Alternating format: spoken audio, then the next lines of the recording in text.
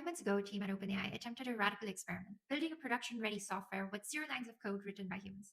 This was the ultimate test of engineering velocity, putting agents in full control of the code path. However, the initial result was absolute chaos. The agents acted like brilliant engineers suffering from amnesia, with each new session forgetting what the previous one had accomplished.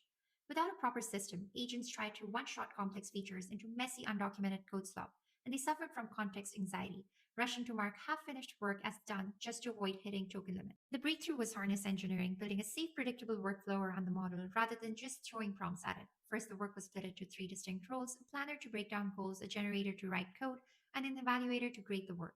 A key rule was established: the same agent cannot plan, grade, and code itself. Instead of asking for a whole page, agents are now assigned one small step per run, such as creating a single password field. After every tiny task, the system wipes the agent's memory. This forces the agent to trust the real code on disk rather than its own fuzzy and hallucination prone memory. To keep things organized, messy markdown rows were replaced with JSON checklists, creating a machine reliable source of truth. Every successful change is then saved via Git commit, turning the Git log into a permanent memory of thousands of tiny stateless sessions. Anthropic tested it with its 2D GameMaker experiment. One solo agent produced a broken toy, and a three-agent harness took longer but shipped a working tool and caught subtle UI bugs, like drag to fill not triggering on mouse up. Essence of harness engineering is to turn the model into a careful, stateless worker that only takes small, tested steps.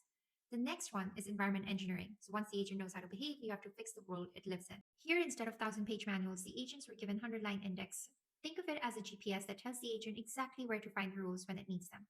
Next, the agents were given isolated sandboxes so they can't break the main environment, and wiring in Chrome Dev tools and metrics so they can actually observe behaviors like latency spikes or UI bugs rather than just guessing from static tests.